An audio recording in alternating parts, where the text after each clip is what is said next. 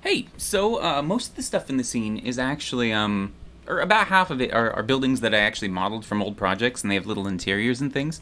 But I wanted some big old kind of just blocks that would fill out, just fill up this space, look like buildings without having to spend a bunch of time on it. And so this is kind of about as procedural as I got. And so this is basically, let's see, there's the cube. I love that you can see the shadows. And yeah, just like subdivided and pulled stuff out and just like, yeah, this is a thing. Um, Slanted bits are cool, but yeah, you kind of get the sense. It's just random cubic junk. One kind of cool thing. Actually, let's make that 0. If you select a face here, and then go select similar normal, it'll select all the rooftop faces, and so I then go Alt E, or no, I'm just gonna extrude upwards. Yeah, extrudes all those faces upwards. Then I'm gonna hit Control plus, and that gets this edge ring here.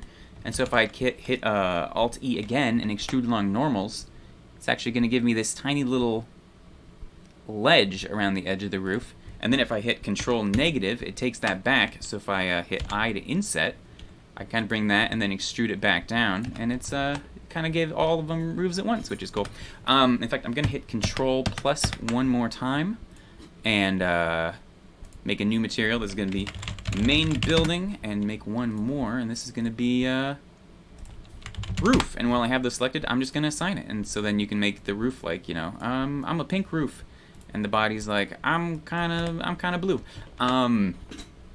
So that's basically how I did. Oh, and then I also, scale it up, add a wireframe modifier. Maybe I select everything and hit Alt S to, it's hard to tell if I'm okay, there we go. Alt S to expand stuff up a little bit. And that just, I don't know, it adds some kind of rigging, which worked fine for this scene, just kind of little guide rails and things. But the windows are what really sold it, because if you look at the actual texture, it's obviously totally just repeating. And it's the pattern of the way the windows are illuminated that really help break that up.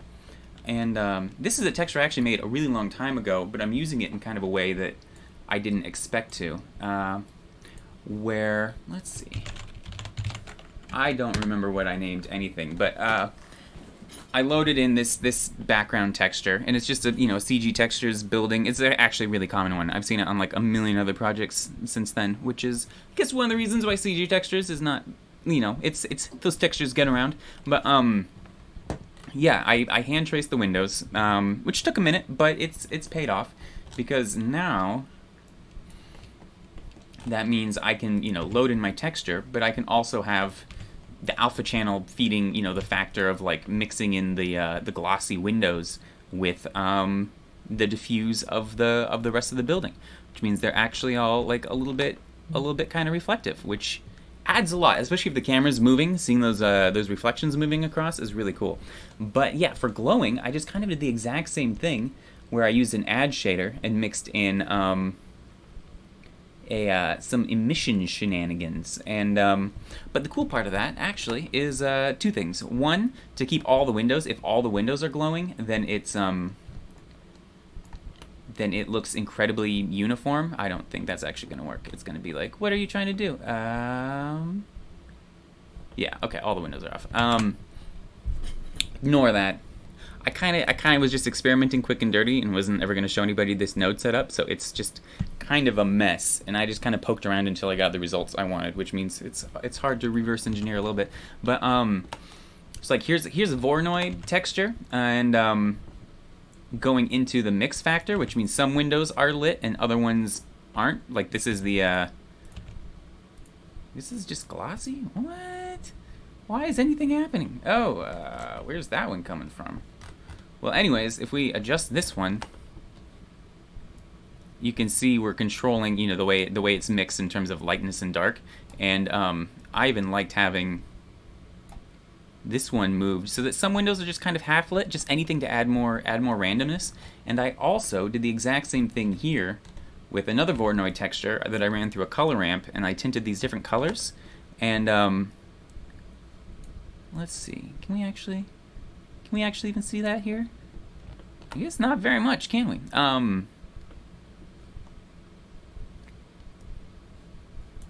Maybe I have to be in like cycles, because it does work, unless if I've futzed with it a little bit too much. But what it did was did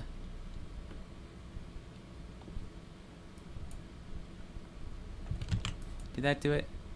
It just tinted every window a slightly different color based off of this color ramp.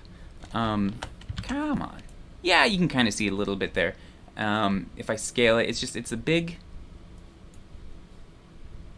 big noise pattern that's all these different colors, and so as it overlaps the windows, it tints them different, and that just keeps everything from being too orange. Again, you just don't want any of those repeating patterns. So that worked a little better in terms of like not just looking like the same pattern over and over and over. Oh, and then I modeled one of these little. Sorry about this screen capture. I've got this whole screen. I'm just showing you here, but I modeled this little light right here, and I just plugged that into a particle system.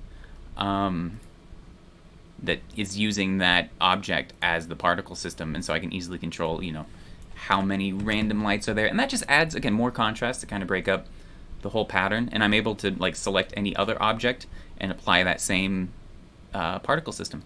So yeah, that was let's see, I can jump back and show you, some of the other scene too. Once it loads in, a lot of materials in this one. I just kind of dumped everything in. In fact, it's still thinking. Oh, here we go. See, a lot of these ones are kind of fun. Like,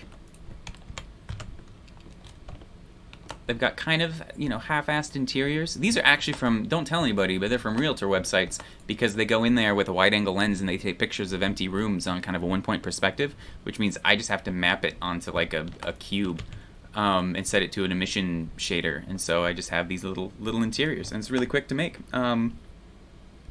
So yeah, that's basically it. Same thing for up here. This is I did a lazy tutorial thing about how to make cities, and this is just that, except I threw the wireframe on top of it. So all of those together rendered out pretty good. Yeah.